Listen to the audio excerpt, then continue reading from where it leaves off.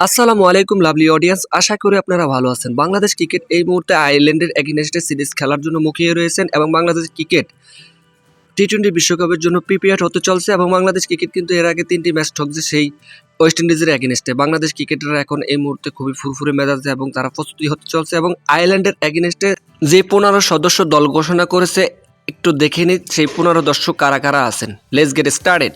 the fantastic captain Litton, Saif Hasan, Tanzid Hasan Tamim, Parvez Hossain Emon, Towhid Hridoy, Zakir Ali অনিক, নুরুল হাসান সোহান, মাইদুল ইসলাম অঙ্কন,